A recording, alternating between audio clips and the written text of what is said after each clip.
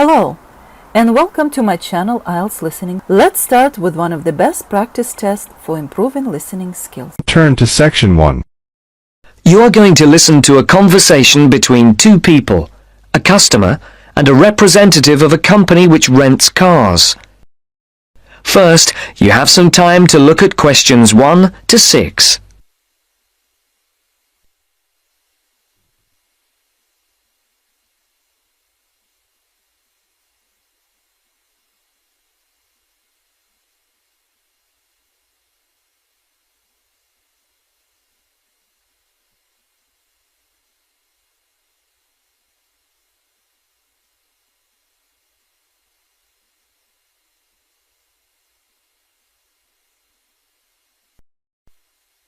Now the test will begin. Remember, you will hear the recording only once, so answer the questions as you listen. Now listen to the first part of the conversation and answer questions 1 to 6. Thank you for calling Carline. So that we can best help you, can you please press the star button on your phone now? Thank you. Now choose one of the following 4 options by pressing the buttons on your telephone. Press 1 if you would like to make a car reservation. Press 2 if you would like to talk to someone about a car reservation. Press 3 if you would...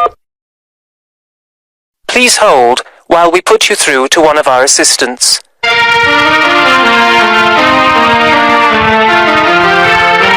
Good morning, Melanie speaking. How can I help you?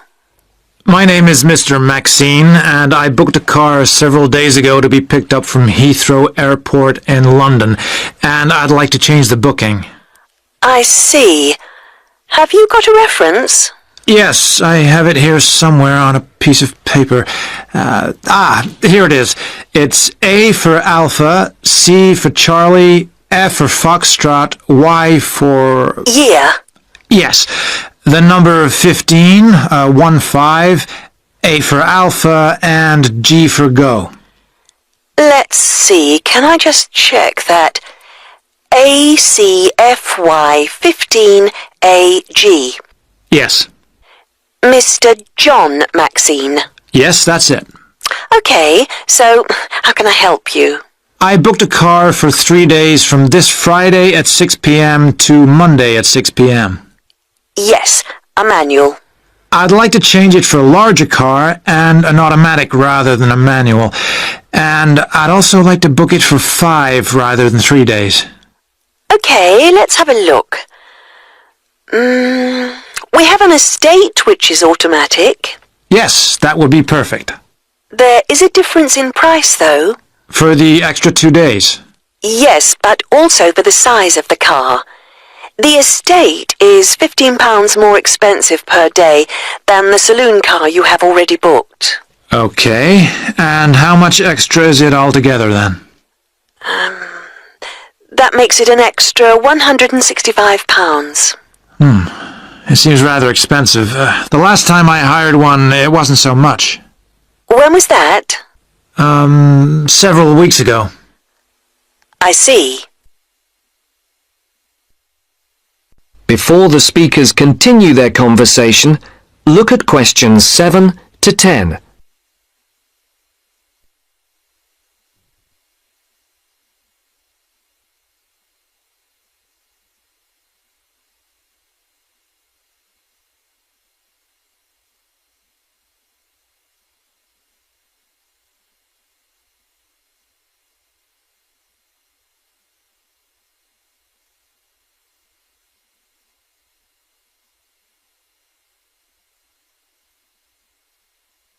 As you listen to the rest of the dialogue, complete the numbered spaces 7 to 10.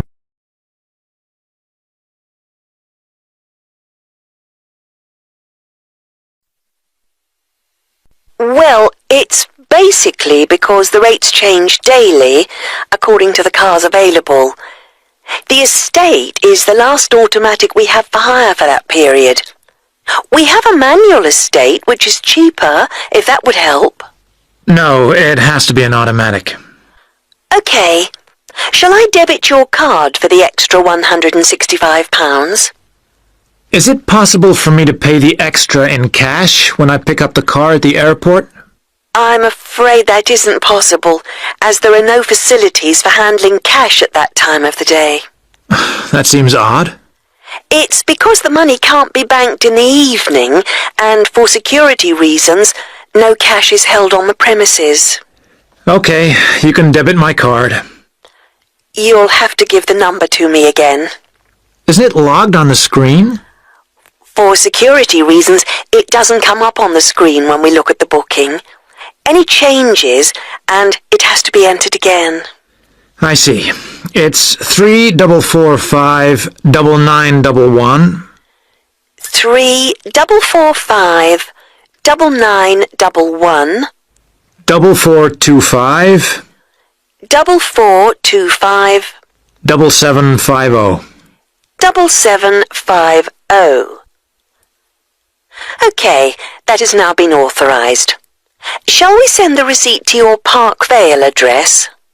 Yes, number 40. Is there anything else I can help you with, Mr. Maxine? No, nothing else, thank you. Have a nice trip. Thank you. Goodbye. That is the end of part 1. You now have half a minute to check your answers.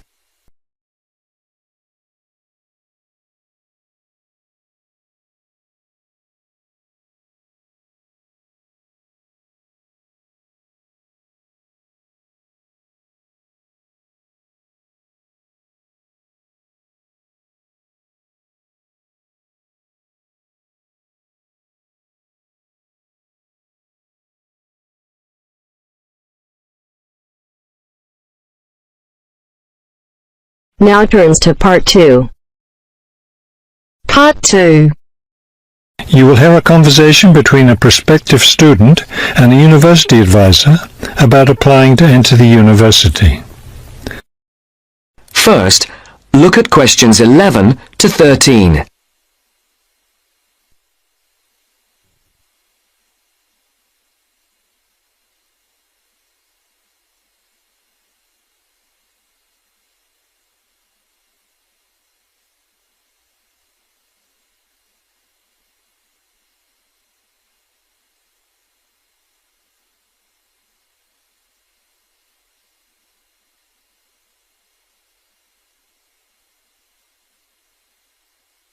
As you listen to the first part of the interview, answer questions 11 to 13.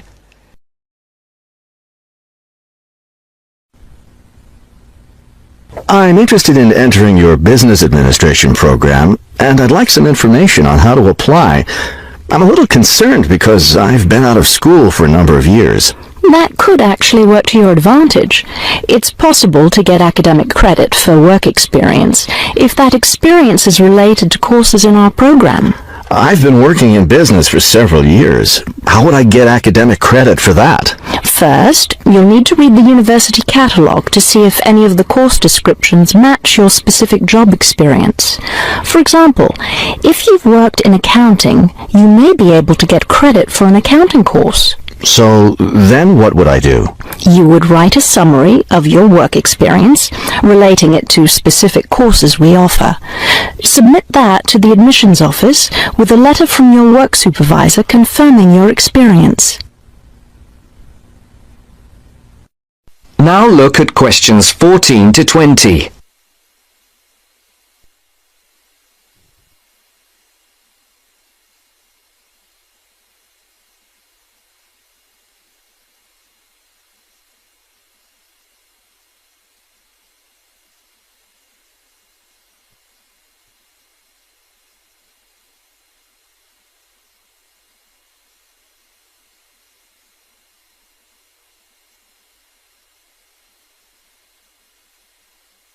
As the interview continues, now listen carefully and answer questions 14 to 20.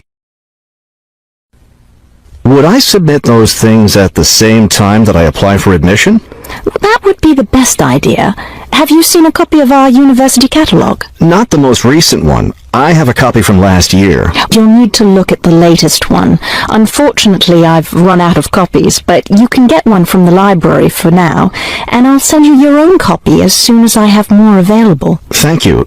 How does the admissions process work? Well, first you'll need to get an application for admission. Those are available in the admissions office. The application form contains all the instructions you'll need. That sounds simple enough. Of course, you'll need to make sure you meet all the admissions requirements. How can I know what those are? We have copies of the requirements lists for all university programs here in the counseling center. I'll give you one before you leave today. Will I need to get recommendations from my employer or former teachers? Oh, yes, you will. The recommendation forms are available in the admissions office. Now, I don't know if you'll also be applying for a part-time job through the university work-study program. I'm considering that. How can I find out what kinds of jobs are offered? You can access the job listings from the computers in the library. Are you planning to study full-time or part-time? I want to be a full-time student. Good. Then you'll qualify for the work-study program. Part-time students aren't eligible. As a full-time student, would I be eligible for a free bus pass? No, unfortunately, we don't have those available for any of our students. However, you can apply for financial assistance to help pay for your books or for your tuition. I'd like to look into that. Do I apply for that at the admissions office? No, that's through us. You'll need to make an appointment with a counselor. That is the end of part 2. You now have half a minute to check your answers.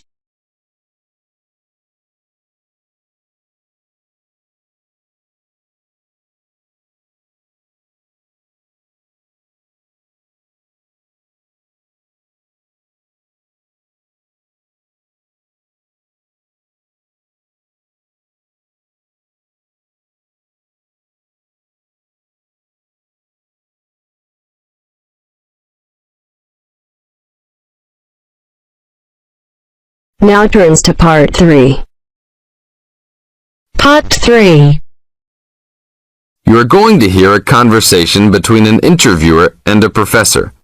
First, you have some time to look at questions 21 to 26.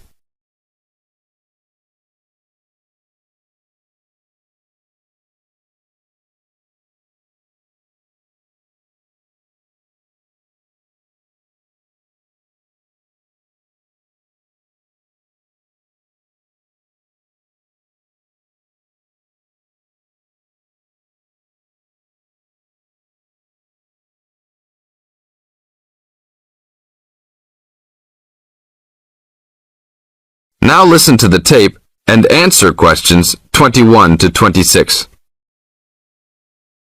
Today I'm here with Professor Nittick, who is our new university president.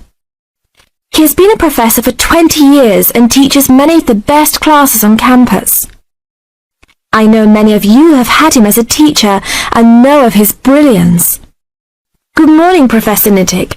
Thank you for stopping by the student station. Thank you for having me here. It is always great to get to meet many of the students who are involved with our school. I haven't been here since 2 years ago. Yes, I remember at that time you were still teaching every semester. 2 years later, you're only teaching every once in a while. But it seems like you are still always busy. The administration world is just as busy as the teaching world for you. How do you stay in touch with the university, even with the change in your everyday duties?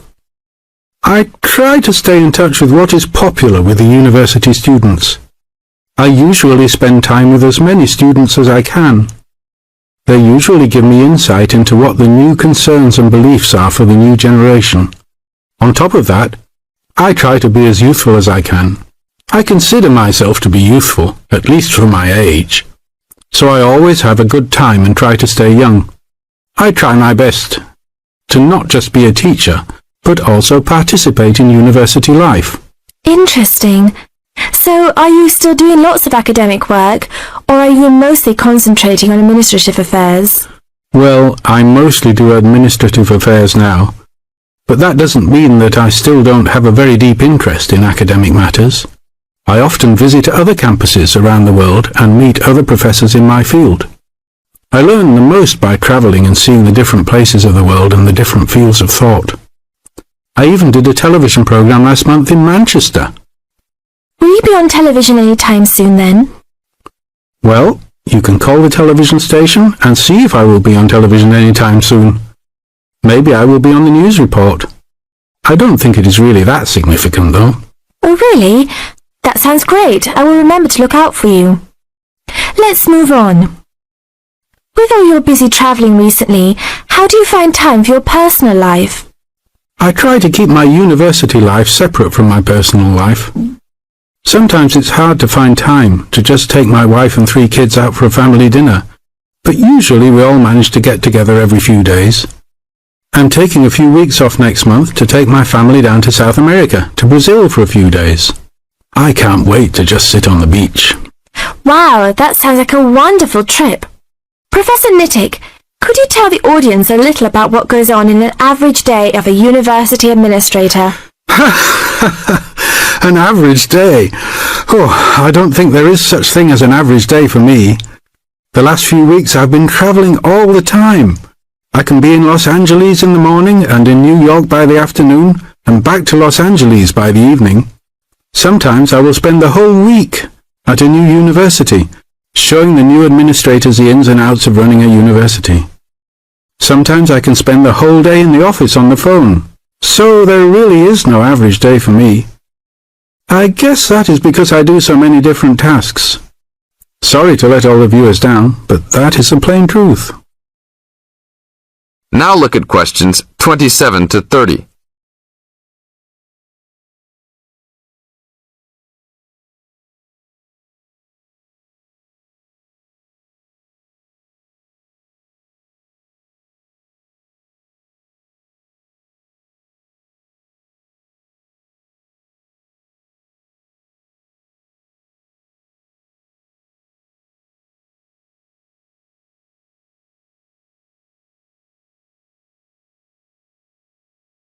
Now listen to the tape and answer questions 27 to 30. Well, I guess I can sum it up for them. You are a busy man. That is probably a good description. So, are there any immediate plans for the coming few weeks? Well, I'm in Los Angeles for the next 2 days, and then I fly to Colorado to meet a new prospective professor for our university. I will be in Colorado for about a week. Then I go to Japan for the next 10 days to meet with our university branch in Japan about record sales there. After that, I return to Los Angeles for a week, just in time for the graduation of the class of 2001. There you have it, my next month's schedule. Thank you very much, Professor Nittick. I always enjoy having you on our show. We hope to have you back on our show next time. That is the end of part 3. You now have half a minute to check your answers.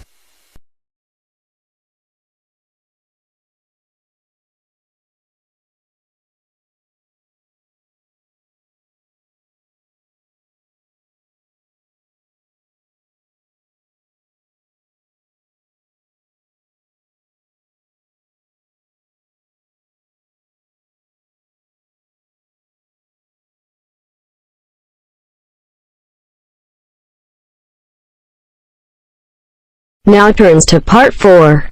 Part 4. You're going to hear a talk on Canada. First, you have some time to look at questions 31 to 40.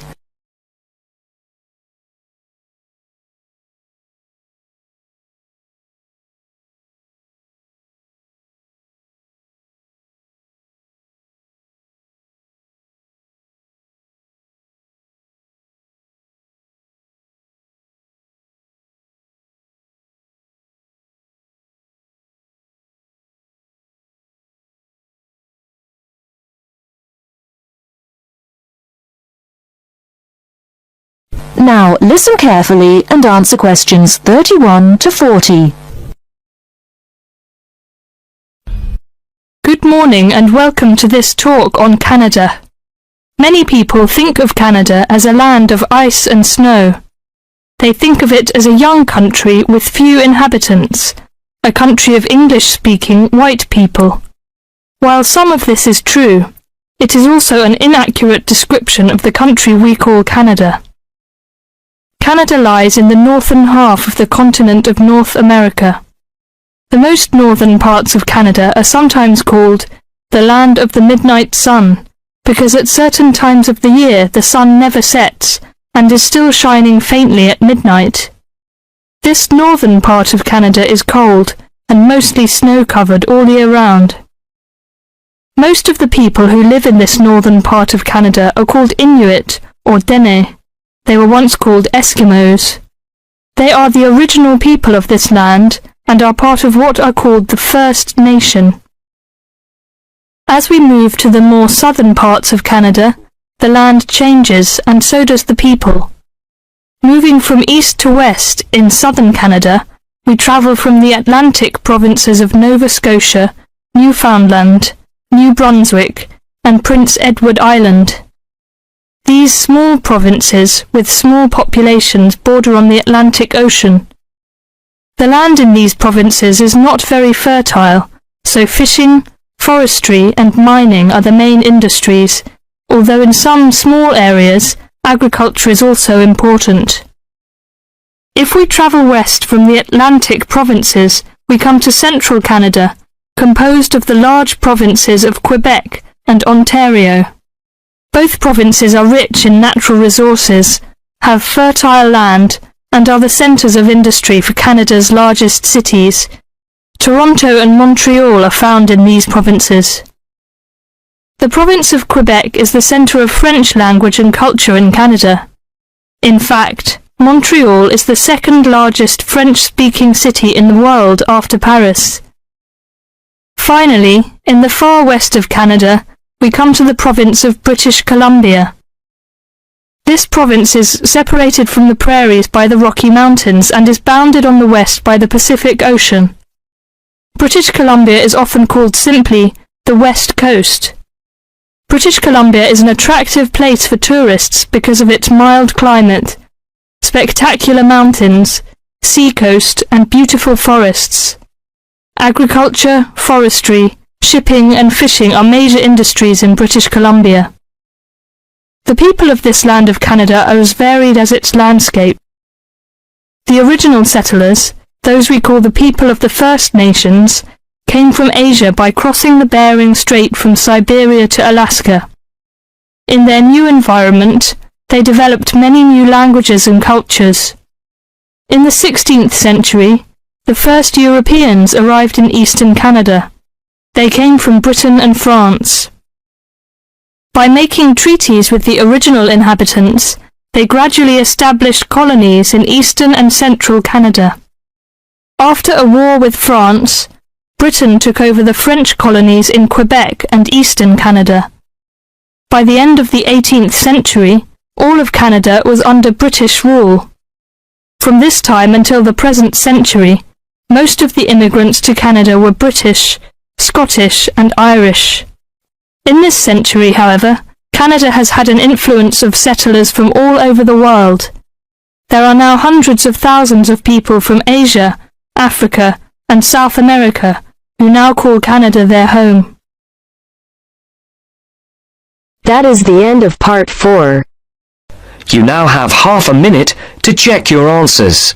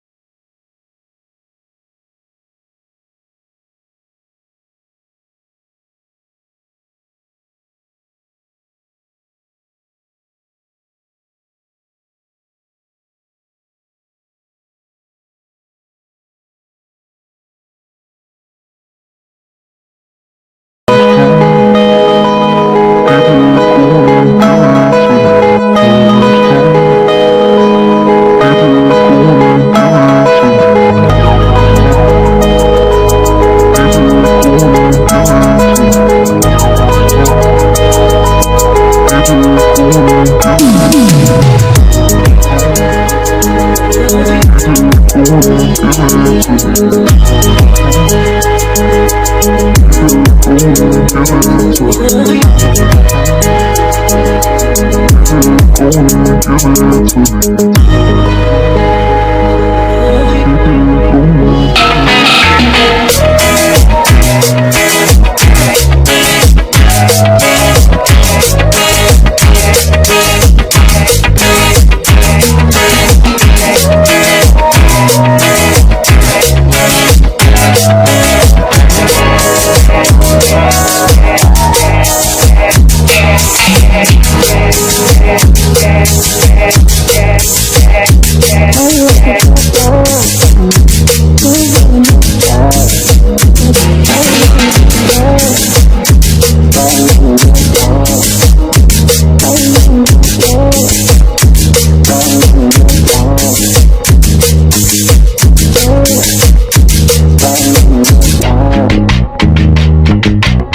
Dear viewers, thank you for taking this listening test.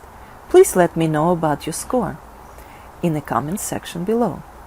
Keep on practicing. It's the only way to be successful. We are planning to upload more IELTS helpful videos. Please subscribe to our channel, IELTS Listening. Thank you.